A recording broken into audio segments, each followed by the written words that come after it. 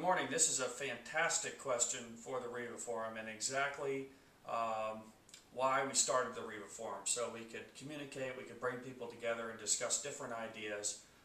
This particular question is on construction and how the construction of the Riva boats varied in the early years to the later years from more of a traditional construction method to the armored laminate or multi-layer, what I call cold mold construction that most of the Rivas are made out of. But the early Rivas really represent a very traditional construction which basically involves a batten and plank combination. And basically that's where, I'm just going to kind of give you an example of this. We'll call this a batten. And the battens of course run fore and aft down the front and from the bow to the stern of the boat. And the traditional construction is where you have simply a full thickness plank, a plank that's probably anywhere from 7/16. I don't know the millimeter equivalent of that off the top of my head, but typically a little under half an inch in thickness. And the planks are simply butted up against the batten, okay? And then the planks sit on top of each other with the batten there for screwing the plank, or riveting in some cases, the plank to the batten and across the frames. Now, in the later construction, obviously, we know that Riva used a multiple layer where they had a diagonal layer this way, a diagonal layer this way, and then our outer layer going from forward to aft, which is what you're seeing. So the question really was around, what about other products like 3M 5200 or epoxy, and how does that construction work, and how can you make the original construction better? Because the reason the development of the cold mold was so that they could stop the expansion and contraction of the planks. Because with normal seasonal moisture content going up and down, the traditional construction, these planks will expand and contract, okay, vertically, and that will cause the seams to open up in between the two planks, and then of course cracks your varnish or your finish, and you have to have more and more maintenance on that. It allows moisture to get in between the planks and eventually possibly darken the planks at that joint. So the question is what about 3M 5200 and utilizing that product in traditional construction? This is a subject that will have many, many different opinions, and you know, I don't know that there's any particular right answer, but I think the key is you have to know what the technology is, what these types of products are meant to do, and because there's many, many ways to do something incorrectly with regards to the use of 5200 and or epoxy. And you have to understand that the two products are radically different in their physical structure and makeup. 5200 is a rubber that does not get completely rigidly hard, but when applied in a thin film between two surfaces is incredibly strong, but it does not get 100% hard in the long term. It takes a number of days to cure, and it remains a little bit flexible, whereas epoxy is really a surface-to-surface bond that becomes completely rigid and needs to be thought of and used in different ways, really more in the more modern construction of Rivas, where you have cold molding or you have multiple thinner layers of wood. When you have thin layers like this that are 3-4 millimeter thick, that is much different than a board that is almost half an inch thick. And the difference is that this board will be less likely to expand and contract because of its thickness. When you have a board this thick, it is very difficult to keep this board from expanding and contracting. And in fact, there's almost no way you can keep this from moving because of the thickness of the material.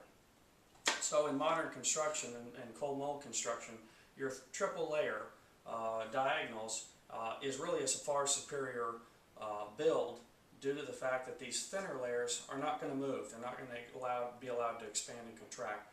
And that's a much more appropriate use of epoxy because you have a thin, hard film in between the layers, bonding them together, that traps the wood together and doesn't allow it to move.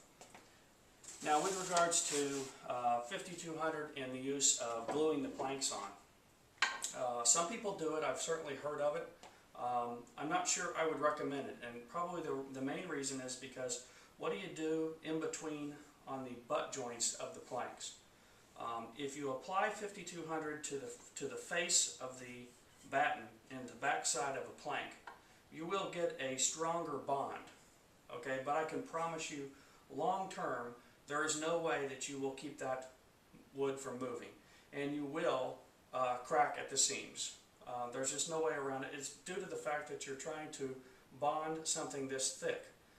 Now, I understand that early Rivas, like the Tritonis, you experimented with gluing the planks to the frames with their resorcinol type of glue, and that seems to have done pretty well.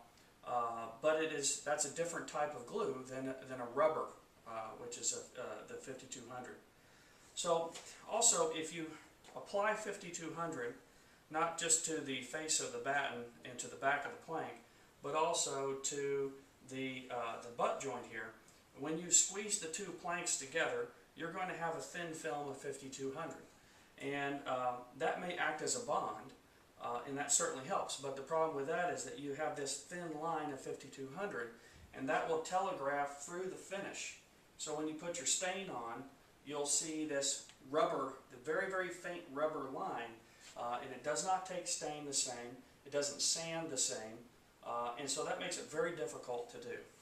Now, another method that I've seen done, and that may be a little bit more, kind of using the both, is to bond the plank to the batten with 5200 and then edge glue the two planks together, the butt joint here, with epoxy, with a hard epoxy. Now, epoxy doesn't telegraph through the finish nearly as bad, and it sands easy, and it'll take the stain. So that's another method that seems to work, and I know a number of professional restorers that use that method, and it seems to be okay. I think the ultimate that you might consider, though, is a combination of keeping that original look, but creating a modern or a updated cold mold side.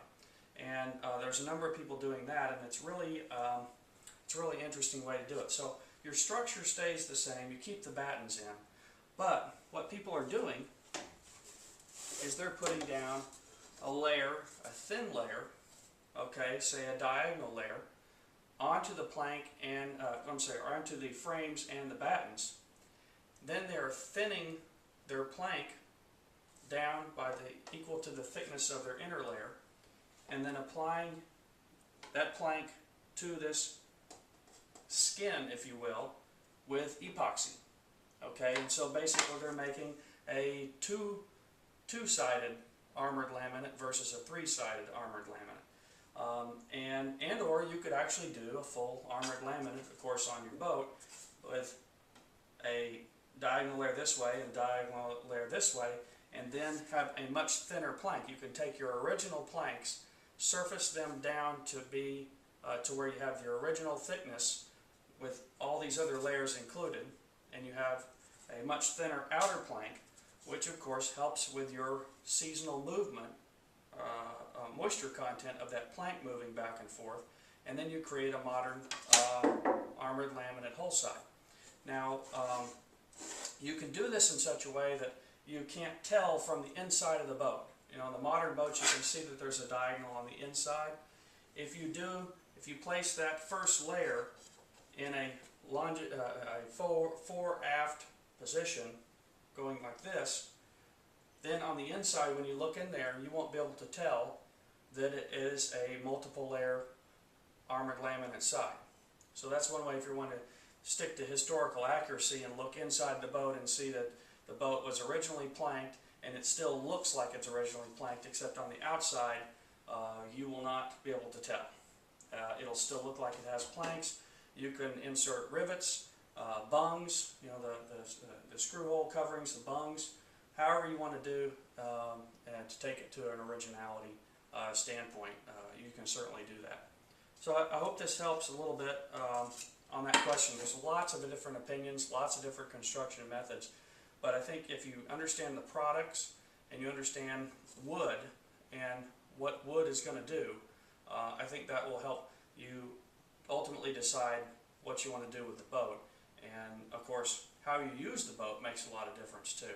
If it stays in a very controlled environment and is not used for very long, or has a very short season, that makes a difference between if it's being used a lot, having a longer season, and trailered to different environments. That'll make a big difference. Hope that helps.